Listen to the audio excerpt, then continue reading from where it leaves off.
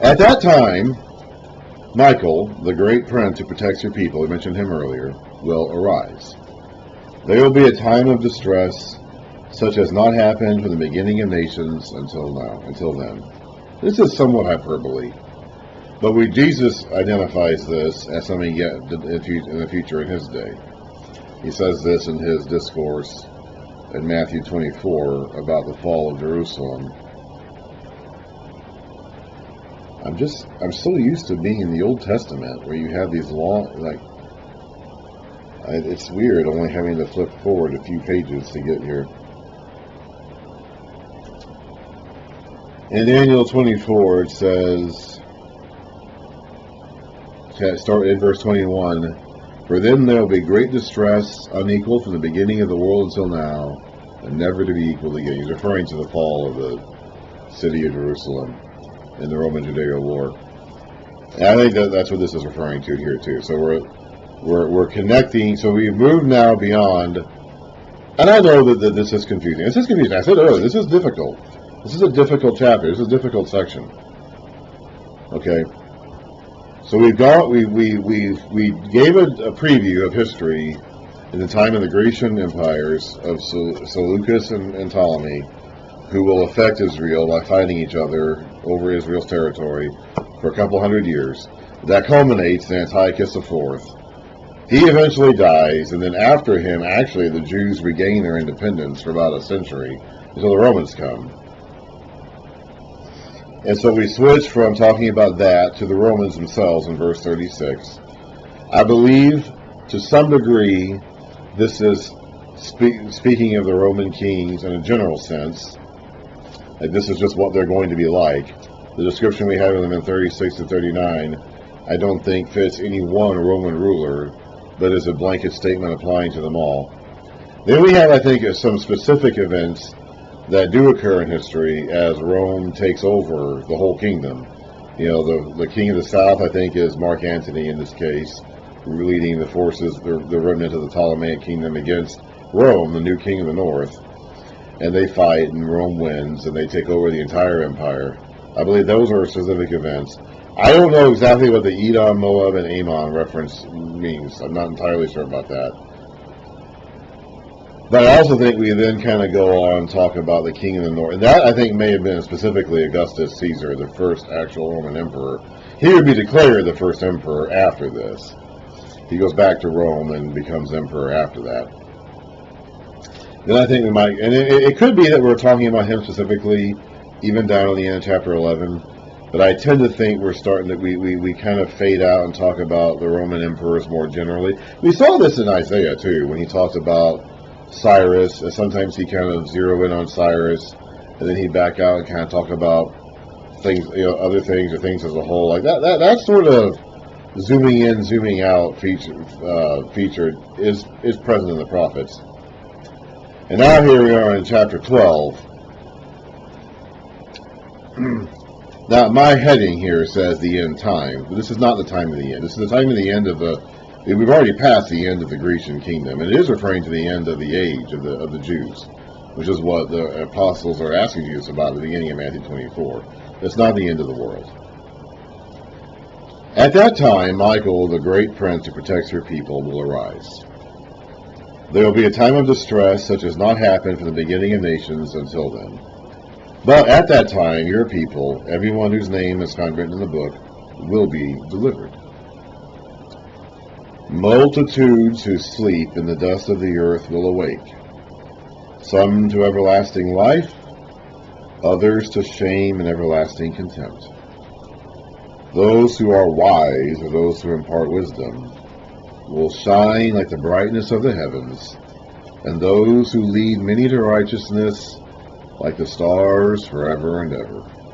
But you, Daniel, close up and seal the words of the scroll until the time of the end, until the time comes, basically. Many will go here and there to increase knowledge. So Daniel, okay, so let's parse through this. Daniel is told to seal up the scroll, the words of the scroll, until the time of the end.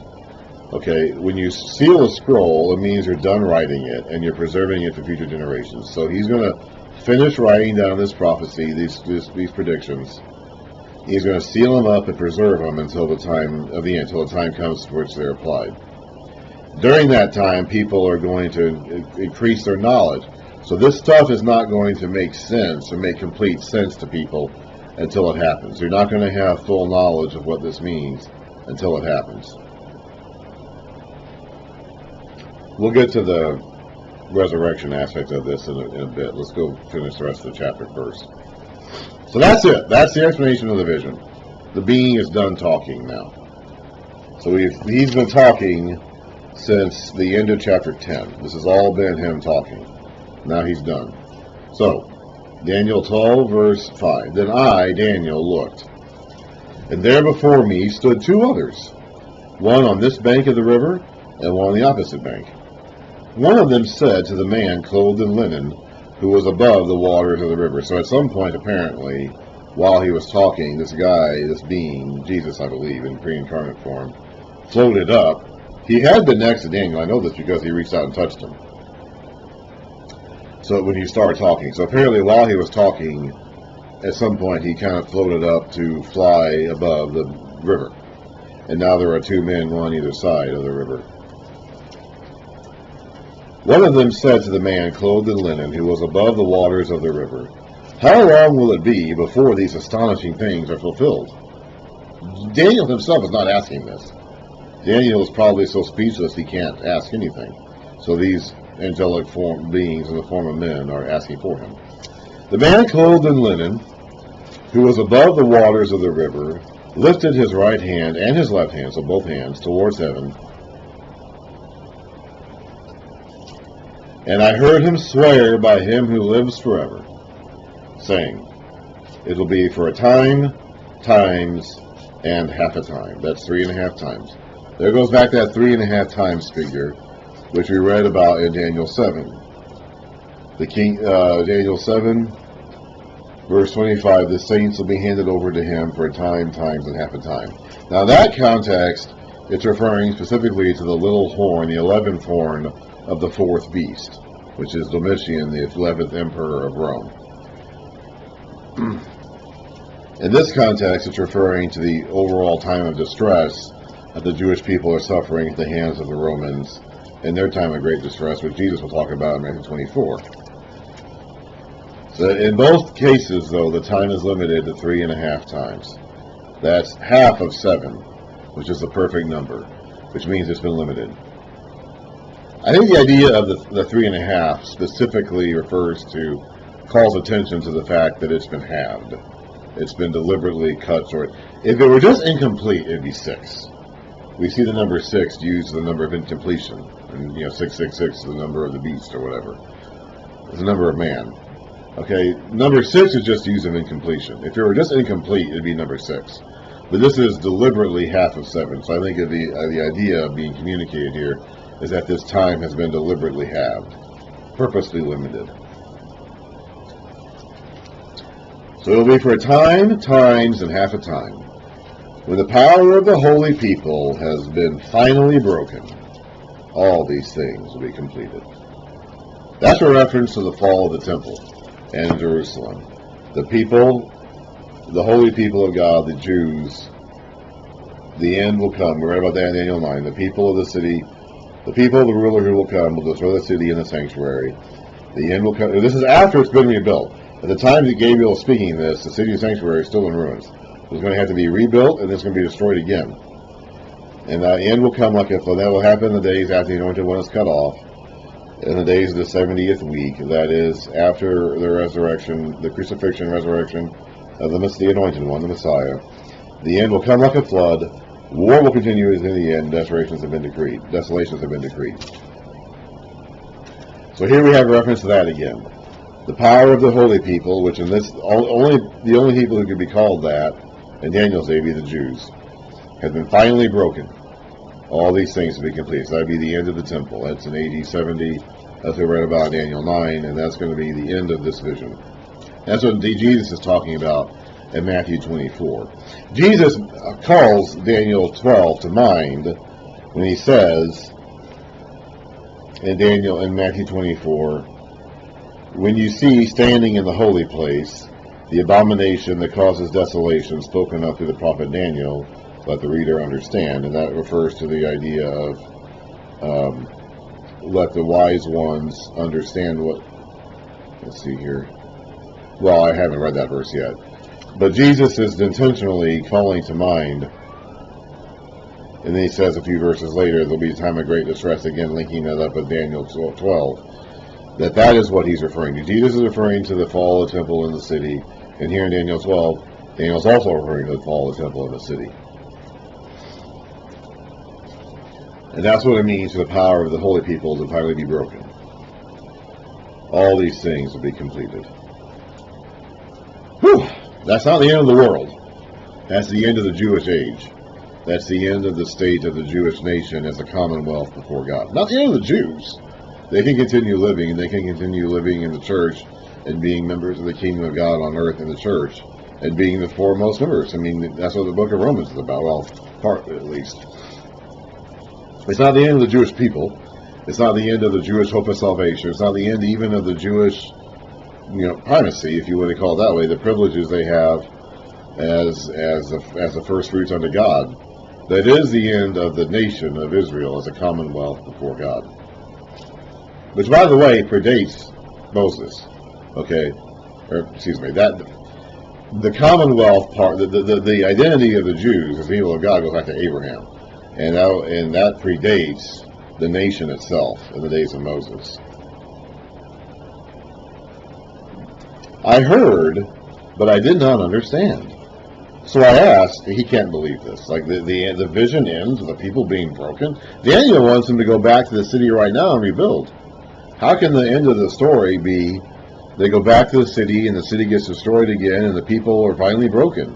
How? My Lord, what will the outcome of all this be? I heard, but I don't understand. So it's like Ezekiel. When Ezekiel receives his vision at the end of the book about this magnificent, glorious future, which I mentioned earlier, it links up with the Revelation's vision of eternity to come. He sees it in the form of a temple, because Ezekiel is not ready to see a vision of God's glorious age to come without a temple in it. And John is. When John receives his vision of it, he says specifically there is no temple. He's ready to see that. Daniel is being shown something that he's probably not even ready for, and that the vision of the future and the ages to come in God's time are going to involve this kingdom ending once and for all. They're going to go back, they're going to rebuild it as it is right now, but it's going to eventually end once and for all. It's going to be replaced by another kingdom, which that's beyond Daniel's ability to understand. It's like, what? My Lord, what will the outcome of all this be? I asked. He replied, go your way, Daniel. So don't worry about it. It's not going to. You're going to be gone long before these things happen, because the words are closed up and sealed until the time of the end. Many will be purified, made spotless, and refined. I read about that in Daniel 11. The time of suffering under Antiochus Epiphanes causes that to happen, and the time of suffering here when they flee the city and the country of Judah and Jerusalem and Judea also cause that to happen. That the wicked will continue to be wicked. None of the wicked will understand, but those who are wise will understand. That's what Jesus is referring to when he says in Matthew 15, when you see the standing in the holy place, the abomination that causes desolation, spoken of the prophet Daniel, let the reader understand. Then let those who are in Judea flee to the mountains. Get out of town, basically. Escape before they come back and they kill you. That's basically what he's saying there. If you're wise, you'll understand. Let the reader who is wise understand. From the time that daily sacrifice is abolished. Now this goes back to the sacrifice being abolished and the abomination being set up in chapter 11, verse 31. Okay. So once again, we're kind of skipping around here. We were talking about the Romans and their conquest of the Grecian Empire and takeover of the world. Then we were talking about the time of distress that was going to come when they came upon the Jews and the war that ends up resulting in the fall of Jerusalem and the temple. Okay, then we talked about that for a little bit. Now we're going back to the day of sacrifice being abolished. And that is a historical event that occurred in the days of Antiochus Epiphanes, which we read about in Daniel 11. and also read about in Daniel 8. Whew! So, from the time the day of sacrifice is abolished, and the abomination that causes desolation, that's the altar to Jupiter or Zeus, is set up, there will be 1,290 days. Blessed is the one who waits for and reaches the end of the 1,335 days, so another 45 days on top of that. I do not know what that means. Okay, I am going to tell you right now, I don't know. In fact, I don't think we do know what that means. There will be people who will try to fit that into a specific time frame. And I believe it probably does. The numbers are specific enough that I think it probably does denote a specific period of time. Because we're calling back the time frame of Antiochus Epiphanes' desolation of the temple. Okay, and that did occur in history, in a specific time frame. So that's probably what this is referring to. And it does seem to match up with the 2,300 days, or 2,300 evenings and mornings of Daniel 8. There's probably some kind of an overlap there. Again, 2,300 evenings and mornings may not be 2,300 days. It may be 1,150 days. I don't know, okay? And the problem is, I don't think we can know. I don't think we have historical information that's precise enough to be able to date this. We know that they rededicated the temple on December 20, in our calendars, according to our calendars, December 25th, 167 BC. Okay? We'll be celebrating that tomorrow. Okay, but we don't know when, so that would be the end point. That would theoretically be the terminus point of this period of time. But we don't know when it began. As far as I can tell, we have no historical records that give us a precise information about when this daily sacrifice was abolished, or when the altar to Zeus was set up, or the pig was sacrificed, or whatever. I don't know when that occurred. I don't think we have the information that can help us date that specifically.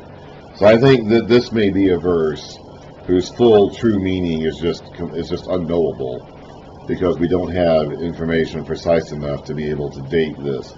I think it probably is this precise date. I think these days are probably meant to be an actual guideline. I don't think the 77s in Daniel 9 were. But the 70 years of Jeremiah were, and I think that these days are. But I don't think we have enough information historically to be able to identify when this period of time actually occurred. But I believe it's been finished whenever they rededicated the temple. So it's long gone. Now, in Daniel's perspective, it was long in the future. Daniel's getting this vision in 536 BC, when he's probably well into his 80s, maybe even into his 90s. He's been told basically to go his own way and not worry about it, because it's going to happen hundreds of years in his future. But it's now happened thousands of years in our past. So this does not refer to something that's still to come. Okay, this doesn't even refer to the abomination of desolation of the Romans coming to destroy Jerusalem.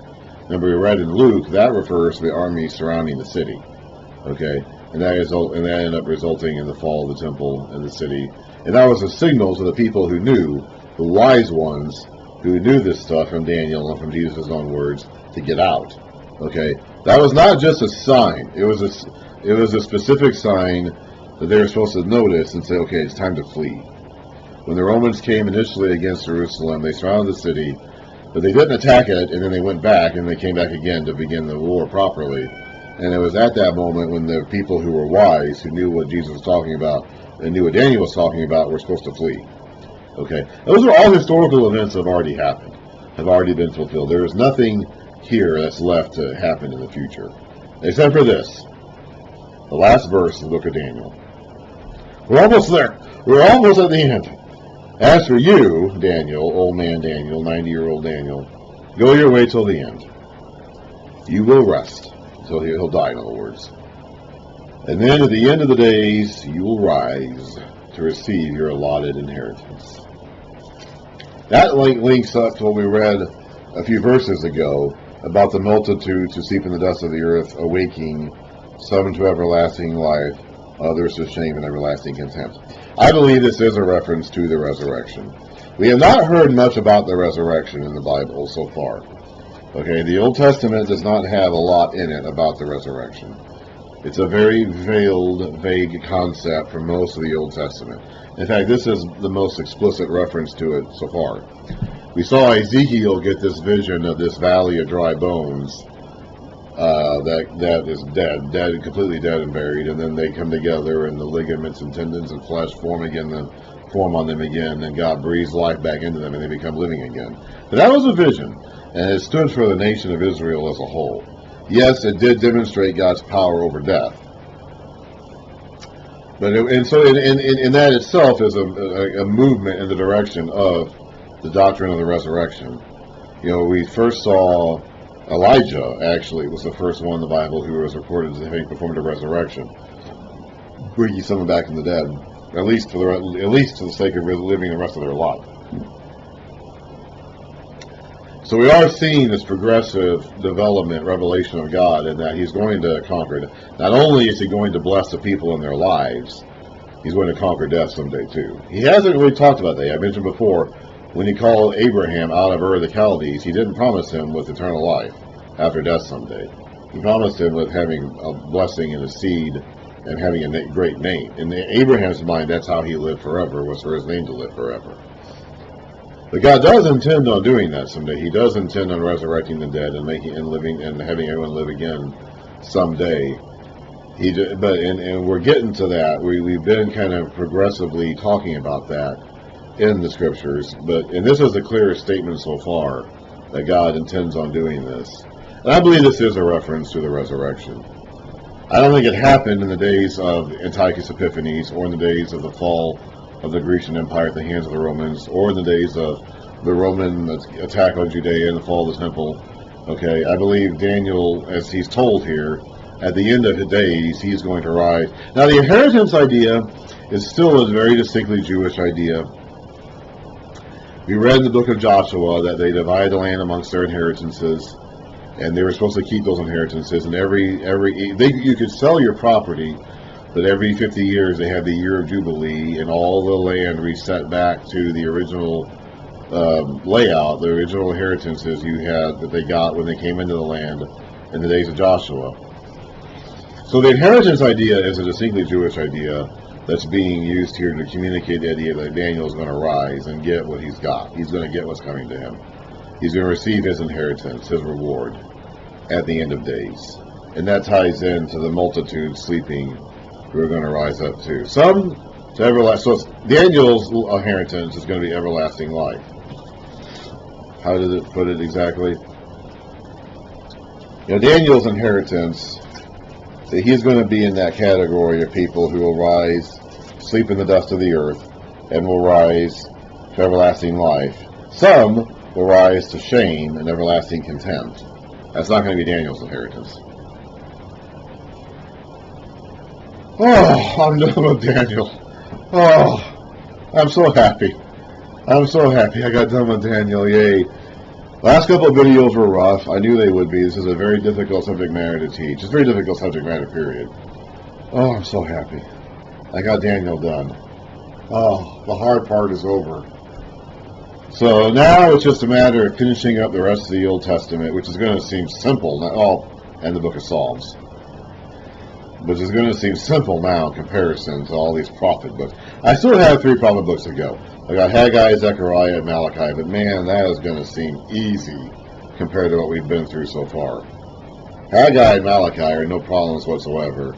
Zechariah is a little bit more challenging, but compared to what we've seen, we can do this. We can ace this.